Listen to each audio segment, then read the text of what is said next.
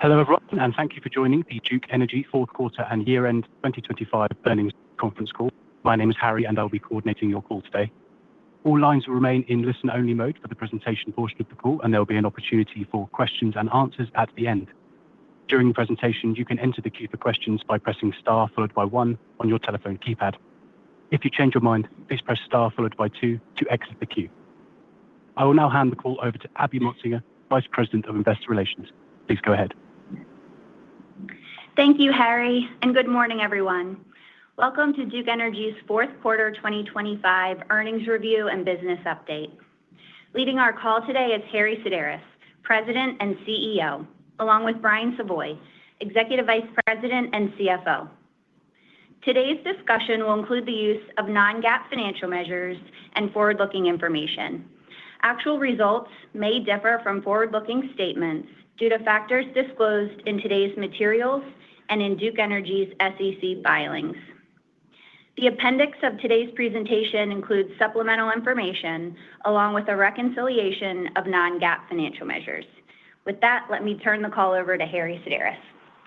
Thank you, Abby, and good morning, everyone. Let me begin by acknowledging our teammates for their incredible response to the recent winter storms that impacted our states. We were prepared, and our system performed well, which is a testament to the efforts of our team and the benefits of our grid hardening investments. Moving to financial results, today we announced 2025 earnings per share of $6.31, representing 7% growth over 2024 and above the midpoint of our guidance range for the year. I'm proud to say we executed on all fronts. Our performance reflects the strength of our regulated utilities, our teammates' unwavering focus on operational excellence, and our commitment to generating sustainable shareholder and customer value. Looking ahead, we're introducing 2026 earnings guidance of $6.55-$6.80. We're also extending our 5%-7% long-term EPS growth rate through 2030 off the original 2025 guidance midpoint of $6.30. And I am more confident than ever in our ability to deliver in the top half of the range beginning in 2028 as load growth accelerates. Our earnings profile is underpinned by a $16 billion increase in our 5-year capital plan to $103 billion. Our capital plan will drive 9.6% earnings-based growth and is the largest fully regulated capital plan in the industry, focused on critical energy infrastructure investments that strengthen the system and serve increasing load. As the investment needs of our utilities accelerate, I want to emphasize that the cost of energy has been and will remain a key focus for Duke Energy. I'm proud that we have kept rate changes below the rate of inflation on average over the last decade, supported by our continuous improvement culture, as well as sensible federal and state energy policies. Before I turn our focus areas for the year ahead, I want to reflect on the significant financial accomplishments in 2025, as outlined on slide 5. It was a tremendous year of execution. We delivered strong reported and adjusted earnings above our guidance midpoint. We also announced 2 strategic transactions at premium valuations that position the company for growth. And our credit profile continued to strengthen. Over the last 12 months, we worked with regulators and other stakeholders to recover and securitize nearly $3 billion of storm costs, which was key to achieving 14.8% FFO to debt in 2025. We also advanced our all-of-the-above generation strategy, adding capacity to our system across a diverse mix of resources. This includes a 100-megawatt battery storage system we installed in North Carolina, the largest on our system to date. We also broke ground on 5 gigawatts of new natural gas generation in the Carolinas and Indiana. Importantly, we put contracts in place to secure the long lead time equipment and workforce needed to support this new dispatchable generation. While we build for the growth of tomorrow, we remain focused on adding value for our stakeholders today by providing safe, reliable power at the lowest possible cost. Moving to slide 6, this year will be defined by continued execution in 4 core areas: delivering value for our customers, advancing construction on new generation, converting our economic development pipeline into firm projects, and building on our demonstrated track record of constructive regulatory outcomes. Our customers remain our top priority, and we will never waver on our commitment to value and affordability. We'll continue to utilize every tool available to keep rates as low as possible, including managing costs, leveraging tax credits, and minimizing financing costs through regulatory mechanisms like securitization and CWIP and rate base. In 2026, we'll also move forward through the process to combine our Carolinas utilities, which, if approved, will save customers more than $1 billion through 2038. These are some of the many solutions we'll employ as we continue to challenge ourselves to find new ways to deliver affordable energy for our customers. We're also protecting existing customers from costs associated with new large load projects through tariff structures and contract provisions. This is important as we continue to convert economic development prospects into firm projects. Since the third quarter call, we signed electric service agreements for another 1.5 gigawatts of new data centers. These projects form industry clusters that create value for communities for years to come and benefit our existing customers as fixed costs of the system are spread across a larger base. Finally, we will build on our established track record of delivering constructive regulatory outcomes, which includes our recent South Carolina rate case orders. As a reminder, we reached comprehensive settlements in both cases last year, which were fully approved by the Commission in December. In North Carolina, we're progressing our request for new multi-year rate plans, which would take effect January 1st of 2027. These requests cover investments to strengthen the grid and upgrade our fleet, and importantly, reflect cost control initiatives that have allowed us to maintain flat O&M cost structure despite inflationary pressures and a growing asset base. We know there's never a good time for energy bills to go up. Families and businesses feel every increase, and affordability matters. That's why our focus is straightforward: keep costs as low as possible while maintaining reliability. Moving to slide 7, providing the reliable power our customers expect requires us to add every available megawatt to the grid and increase speed to power as we build for economic growth. We are adding approximately 14 gigawatts of incremental generation over the next 5 years, which demonstrates our commitment to meet the accelerated growth in front of us by maximizing our current fleet as we add new generation.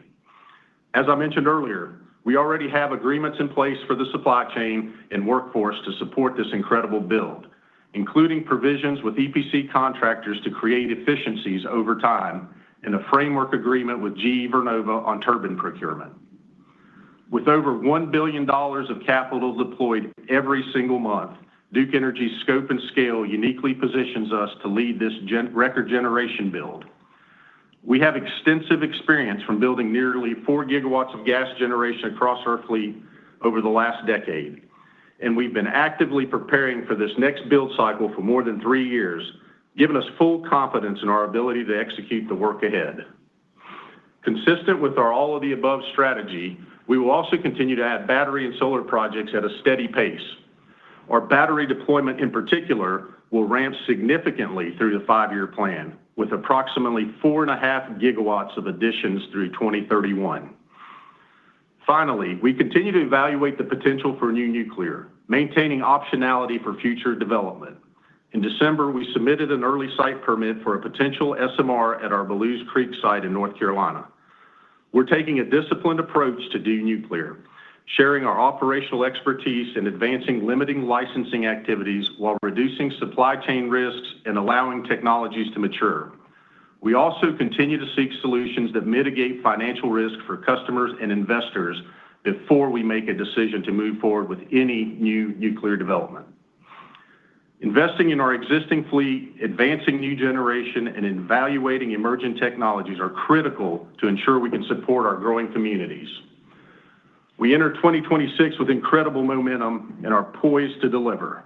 We're executing our strategy and creating meaningful value for our shareholders and customers. With that, I will now turn over the call to Brian. Thanks, Harry, and good morning, everyone. As shown on slide 8, We delivered 2025 reported and adjusted earnings per share of $6.31, a 7% increase year-over-year. Results reflect strong execution of our financial plan, including top-line growth from efficient regulatory constructs in place across our growing states. These drivers will continue in 2026, and we've set our adjusted EPS guidance range at $6.55 to $6.80.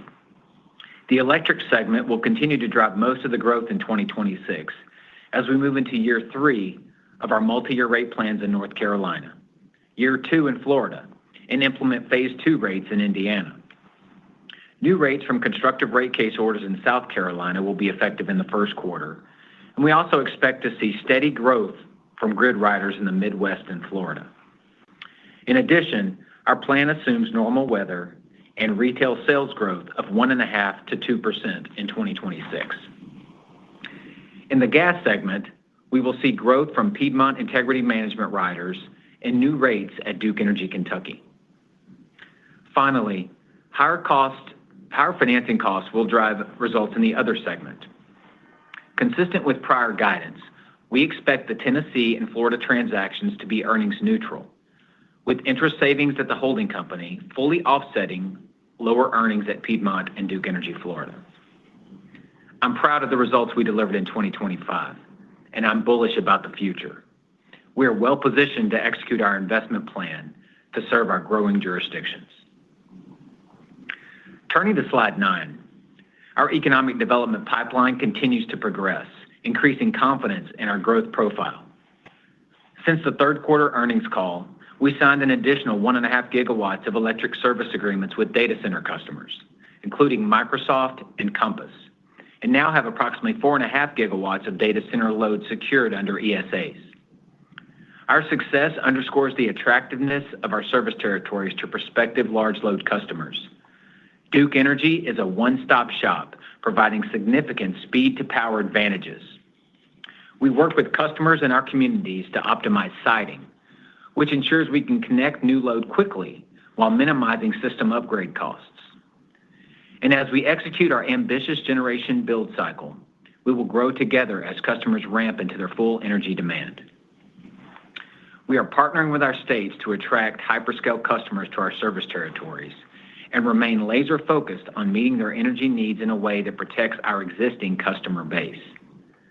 These incremental volumes will support affordability over the life of the contract as system costs are spread over a larger base.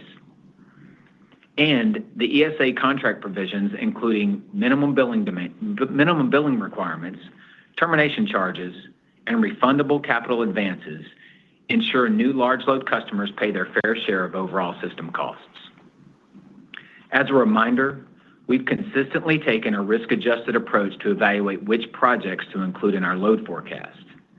I'm proud of the work we've done to streamline processes across the organization to accelerate projects through the pipeline, which is yielding results. This allows us to focus our resources and efforts on high-confidence projects, supporting speed to power. With signed ESAs that lock in ramp schedules and minimum demand, we have high confidence in the load forecast underpinning our broader financial plan. On slide 10, our $103 billion capital plan is the largest among regulated utilities and represents an increase of 18% versus our prior plan. Our capital plan is increasing as we progress further into the generation build cycle and invest in fuel security infrastructure to support future combined cycle plants in the Carolinas as outlined in the IRP. Beyond generation, we continue to strengthen the grid to improve reliability and resiliency, delivering value for customers. Our industry-leading capital plan drives 9.6% earnings base growth through 2030, up over 150 basis points versus the prior plan. This accelerated earnings base growth, combined with efficient recovery mechanisms across our utilities, underpin our confidence in delivering sustainable, long-term growth. Beyond the 5-year plan, we see a long runway of capital investment opportunities as our generation modernization strategy advances well into the next decade. As the investment plans of our utilities accelerate, we remain committed to customer value and affordability. We are focused on making the right investments at the right time in a way that enhances reliability and affordability. Turning to the balance sheet on slide 11, we reported 14.8% FFO to debt in 2025. The significant improvement over 2024 reflects timely storm recovery and improving operating cash flows from continued regulatory execution. We are forecasting 2026 FFO to debt of approximately 14.5% and remain well-positioned to achieve our long-term target of 15% as proceeds from the Tennessee and Florida transactions are received. Our financing plan includes $10 billion of equity in the 2027 to 2030 timeframe to fund accretive growth.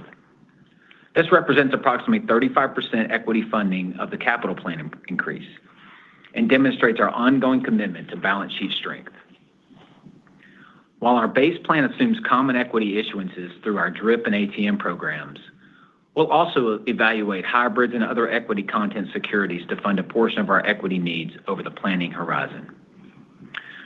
Brookfield's minority interest investment in DUK Energy Florida and the sale of our Piedmont, Tennessee business to Spire will further strengthen our credit profile and satisfy our 2026 equity needs. We remain on track to close the Tennessee sale by the end of the first quarter and the first tranche of the DEF investment in early 2026. With efficient recovery mechanisms in place, a disciplined focus on capital deployment, and a balanced funding approach, we are positioned for sustainable long-term growth. Let me close with slide 12. I'm proud of the work of our employees in 2025 to deliver on our commitments. It takes all of us executing at a high level to succeed in this dynamic environment, and we will continue to build on this momentum. As load growth and capital investment accelerate, we are more confident than ever in our ability to earn the top half of the 5 to 7% EPS range beginning in 2028. Combined with our attractive dividend yield, our growth targets provide a compelling risk-adjusted return for shareholders. Before we move to questions, I'd like to recognize Abby's exceptional work leading our investor relations function for more than 3 years. She has set the model of excellence for the industry, and we wish her continued success in her next chapter as she becomes our Chief Accounting Officer and Controller on March 1. I also want to congratulate Mike Switzer, who will succeed Abby as our Head of Investor Relations, in addition to continuing to oversee corporate development. I know many of you are familiar with Mike's leadership from our strategic transactions this year, and we look forward to the opportunity for you to work more closely with him in the coming weeks and months ahead. With that, we'll open the line for your questions. Thank you, Brian. To ask a question, please press star followed by 1 on your telephone keypad. If you change your mind, please press star followed by 2 to exit the queue. And finally, when preparing to ask your question, please ensure that your device is unmuted locally. Our first question will be from the line of Nicholas Campanella with Barclays. Please go ahead. Your line is open. Hey, good morning. Thanks for all the updates. Appreciate it. Morning, Nick. I just wanted to ask. Hey, morning. You brought up the storms in your prepared remarks and the response. Just any costs or impacts from that you could disclose, and is that already kind of embedded in the midpoint view of the 668? If you could just confirm that from this quarter specifically in 1Q. Thank you. We're still compiling those costs, but I'm really proud of the response the company had there. We had 200,000 outages. We restored over 95% of those within 24 hours, and really a testament to the team and their preparation, as well as our grid strengthening that we've done over the years. We do have mechanisms in the Carolinas for recovery of those costs, so we'll be finalizing that, but we don't anticipate any impacts to our guidance for this year. Nick, I would add. Great, thanks. Nick, this is Brian. I would just add, we budget for storms. This might affect the shaping in some of the expenses throughout the year, because sometimes the storms come more in Q3 when hurricanes have impacted our regions. But we budget for storms, and we have really good recovery mechanisms in place that allow us to defer costs for future recovery that are above a certain deductible level. So no impact to the guidance for 2026. Great, thanks. Appreciate that. And then, on the North Carolina rate case, the Carolinas rate case specifically, you brought up affordability in your comments. Obviously, a lot of stakeholders are kind of watching the case. Since it is a larger case with the merger being a big item, just curious on how you're viewing the strategy of, do you need to kind of go the full distance here, or do you think that you can, constructively get to an agreement to settle it like you have in prior cases? And I recognize it's early in the process, but just kind of understanding how you're viewing that potential. Yeah, Nick, we don't take rate cases lightly, especially in this environment of affordability. I know our customers are struggling with housing costs, insurance costs, healthcare costs, as well as food prices. But we're really focused on delivering reliable and affordable energy, which is what our commission and our legislators want as well. So we're aligned there. We have a lot of tools in our bag with tax credits, our one utility merger that you mentioned. These are all things that are going to help mitigate some of those increases. We have a good case that shows a lot of value for our investments going forward. So we feel we have a good case if we get to litigation. But in the past, we've always tried to settle portions and have a constructive track record of doing that. And we'll look to do that again. But again, we're just focused on making sure that our customers in the Carolinas get reliable and affordable energy from us. Thank you. Thank you. Thanks, Nick. The next question will be from the line of Shar Pourreza with Wells Fargo. Please go ahead. Your line is open. Hey, good morning, everyone. It's actually Alex on for Shar. Thanks for taking our questions. Morning, Alex. Morning, Alex. Good morning. Good morning. So just on the CapEx outlook and the drivers behind it, obviously a healthy number you put out there. Can you help us think about the incremental data center opportunities you're seeing on the slides? And can you just talk about your level of confidence in rolling that into plan? We've seen data centers pull out of other states despite signing ESAs. So at what point does this move the needle for you? And how do you think about customer protections in lieu of having a blanket large load tariff? Thanks. Yeah, I'll start off and then Brian can add some color. But we're very confident in our 5 to 7% growth rate, as well as our capital plan that supports that. The ESAs that we've signed, all of those are under construction. They're turning dirt. They have zoning in hand. So we don't anticipate any of those backing out. And then we have a robust pipeline that we continue to work. So we feel very confident with our projections of 5 to 7 through the period, as well as in the top half starting in 28 as some of those loads come online. So a very durable plan, consistent with what we've been talking about the last several times. So, Brian, I don't know if you want to add anything. Yeah, I would just say that, signing these ESAs, Alex, give us high confidence in the growth outlook of Duke Energy, because we're risk adjusting our load forecast basically to the minimum billing demands of these contracts, which clearly gives us high confidence in the revenue profile as these projects come online. And we've got 4.5 gigawatts of ESAs signed. You think about those will start coming online in late 27 and really ramp in 28. That's why we're pointing to 2028 as an inflection point in earnings. And our pipeline in the late stage, the ones that are moving through the funnel at pace, is about double that. So you think about 9 gigawatts is what we're working through, and you should expect new announcements over the course of 26 as we progress the pipeline in a very expedient manner. Great. That's very helpful. Thank you. And just on the long-term growth rate outlook, so you raised the rate base to about 9.6 CAGR, and you reiterated the top half of that 5 to 7 by 28. Can you just walk us through what's driving the delta between the two? You're obviously seeing a lot of growth and investment opportunities, especially in the Carolinas.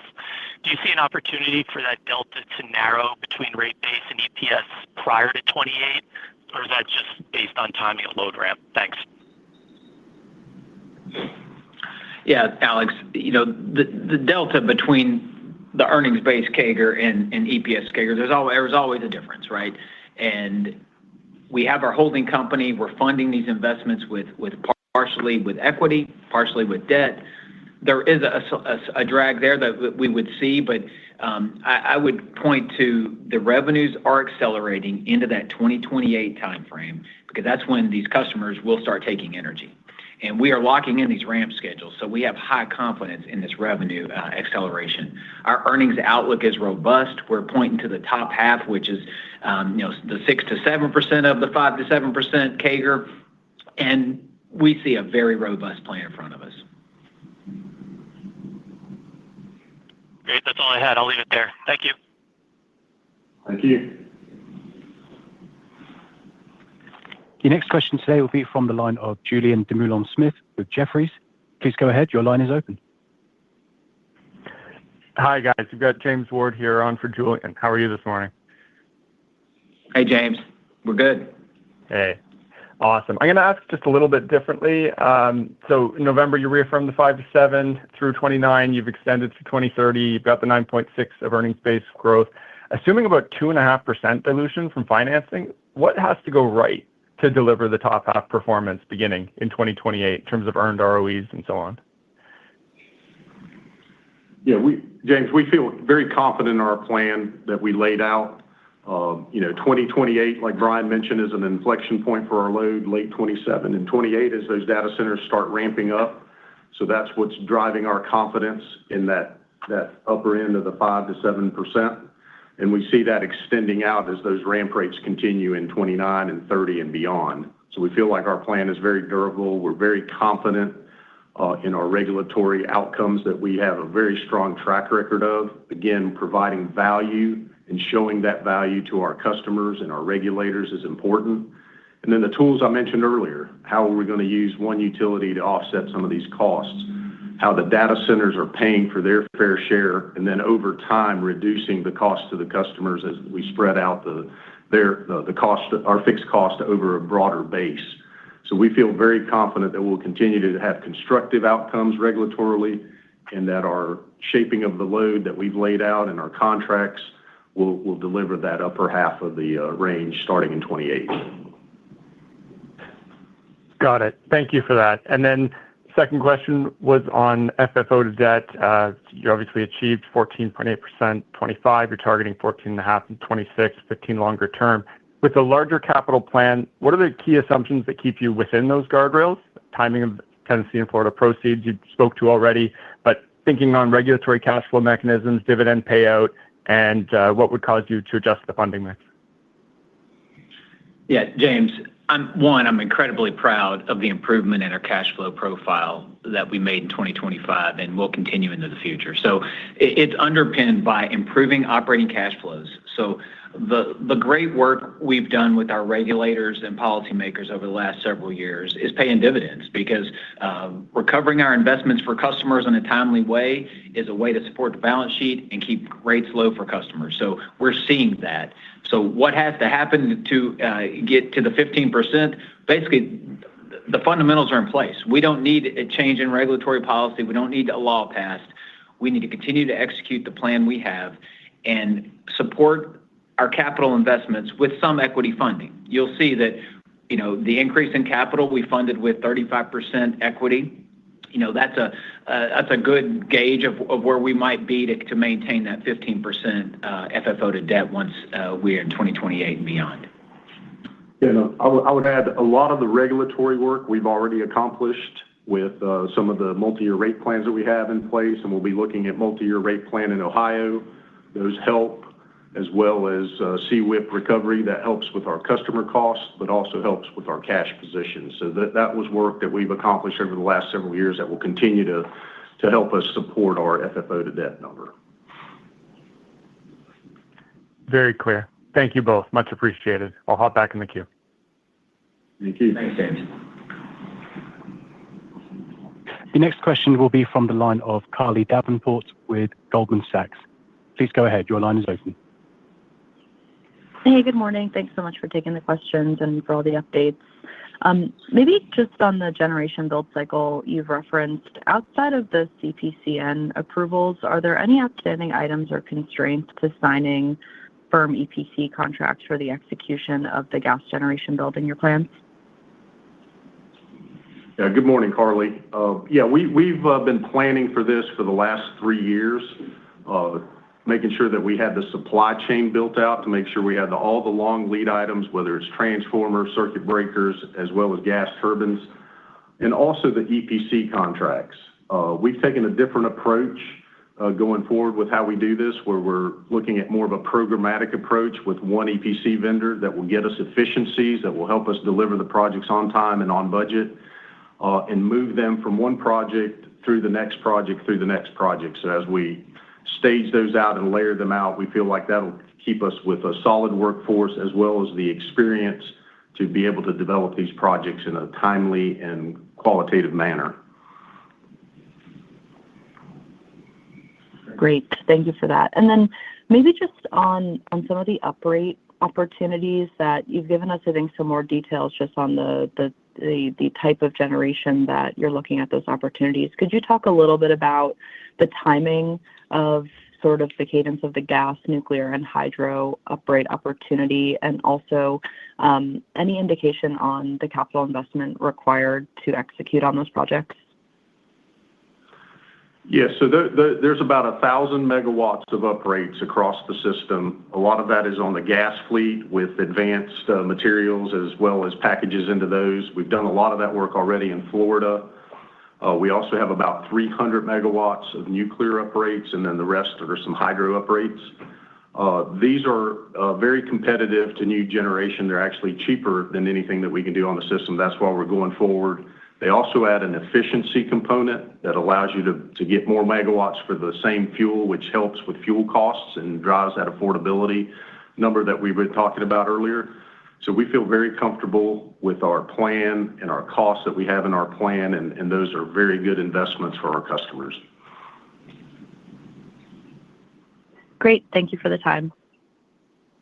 Thanks, Carly. The next question will be from the line of Anthony Crowdell with Mizuho. Please go ahead. Your line is open. Hey, thanks so much. Good morning, team.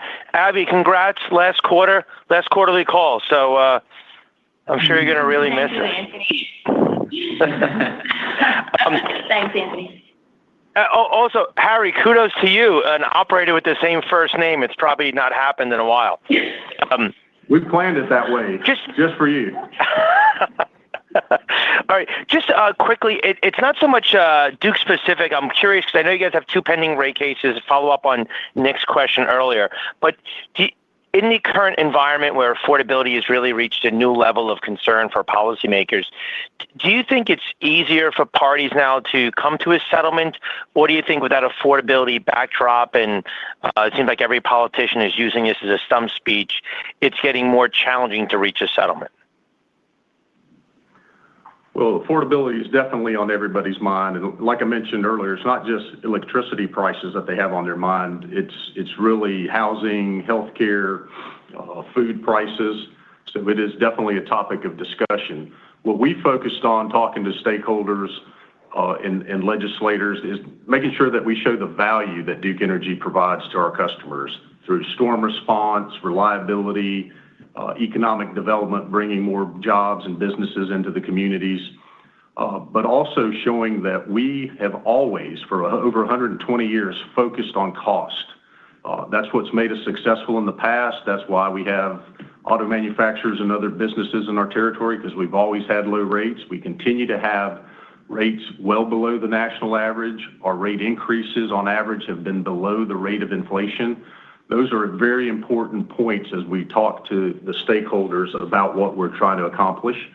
And then we have a lot of tools, like I mentioned, the tax credits, $500+ million a year of nuclear credits because of our well-run nuclear plants allow us to turn that back into the customers, helping absorb some of those increases as we build out the system for the future. So we feel like we're positioned very well. We have a history of having constructive settlements.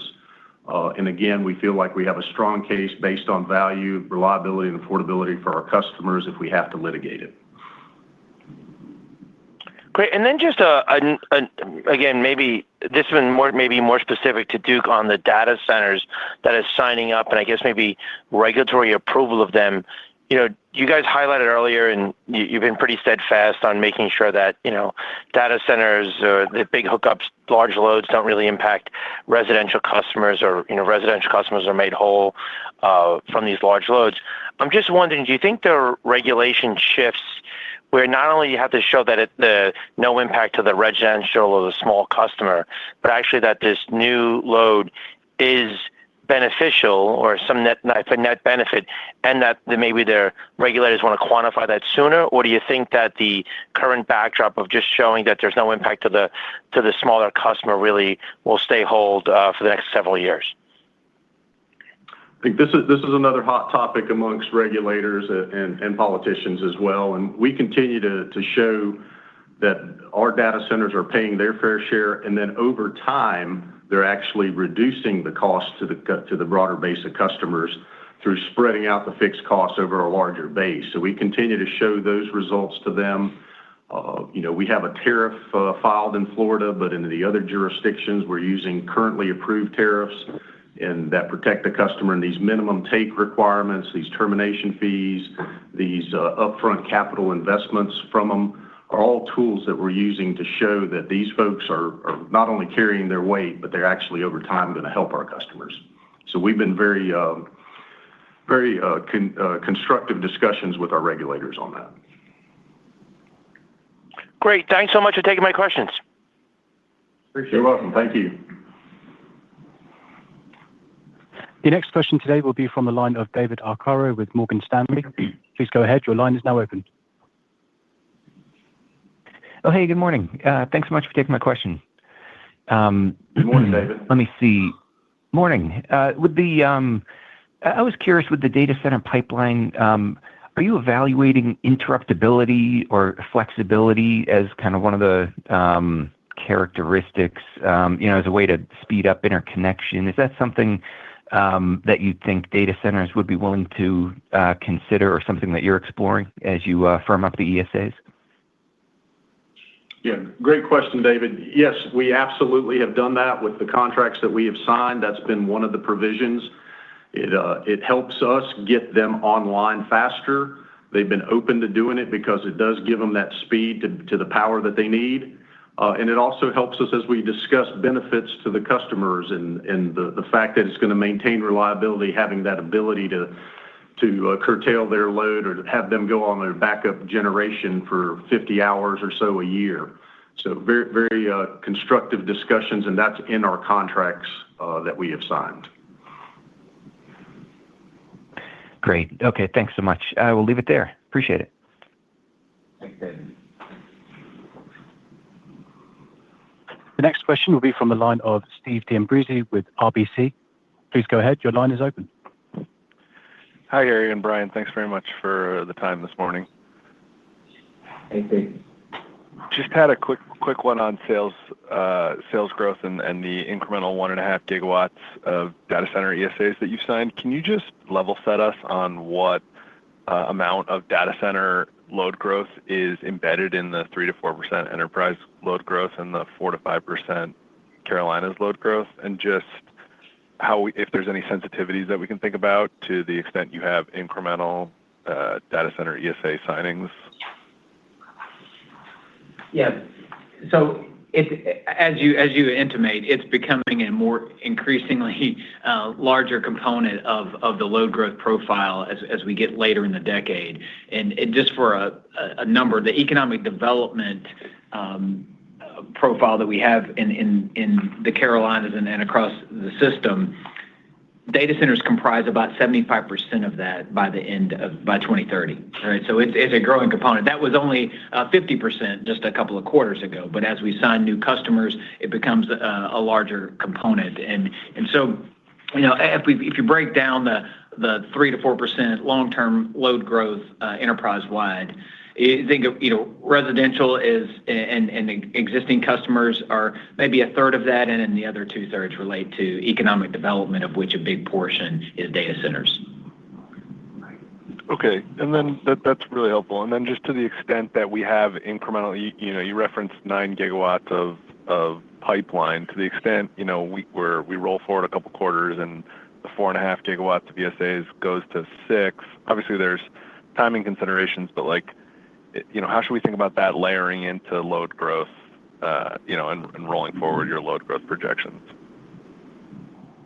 It definitely is a tailwind, Steve, but your point about timing is important because, contracts that we signed in 26 are going to be a year behind those we signed in 25, and then the ramp will start. So I would think about it as two ways. One, it's a tailwind to the load growth around the 2030 timeframe, and then it extends that ramp well into the 30s. A lot of those that are in the pipeline now will be a little further out as they start their development. So that ramp rate will be towards the back end of the plan. Okay. That's helpful. And then the only other question I had was just on the rate base CAGR. It says, you raised it obviously to 9.6%. I noted that the footnote said that it's gross of minority interest investments or minority investments. And so just with the impact of the DEF transaction, can you talk about what that number is on maybe a net basis? Yeah, happy to, Steve. And I would say first, we put the footnote for clarity, but we've always shown the rate base growth gross because we've had the GIC investment in Indiana since 2021. So this isn't new, and it's how we're investing the CapEx gross, and then the minority interest is taken out at the bottom of the income statement. So we're not doing any trickery here with the rate base growth. But the 9.6, if we took out the minority investment in Florida that's going to happen during this 5-year window, would knock the CAGR to 8.8%. But I want to underscore, the proceeds coming in from Brookfield are going to offset holdco. So if you're doing the detailed model, whatever you're modeling for holdco interest expense should be less than it would be otherwise if you were going to have it on a gross level. Perfect. Yeah, wasn't implying that there was any trickery. Just wanted to get the clarity. No. I just appreciate it. No, I wanted to be clear. We added the footnote this time. That was a new add. Yeah. Thank you very much. Thank you. Thanks, Dave. The next question will be from the line of David Paz with Wolfe Research. Please go ahead. Your line is open. Thank you. I appreciate the confidence in your growth inflection in 2028.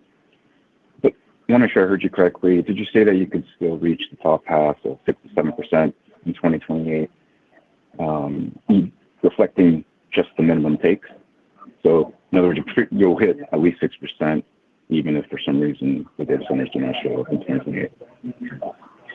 Yeah, good morning, Dave. That is absolutely correct. We are fully confident in being able in 28 as that load comes online with these minimum take contract provisions that we have of reaching that top half, that 6 to 7% growth rate. Okay, great. Thank you. And then just on the 4.5 gigawatts of ESAs, would any of those, or I guess any sign from now until there's potentially some kind of order or ruling on a large load tariff in North Carolina, if we were to see a large load tariff, do you anticipate they would impact 4.5 gigawatts?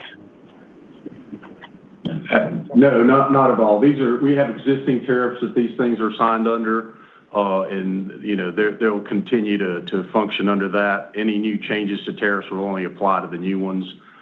We've had conferences and technical conferences with the commission in North Carolina, and they are supportive of the way that we're approaching this, and we don't see any impacts there. Great. Thank you so much. Thank you. Thanks, David.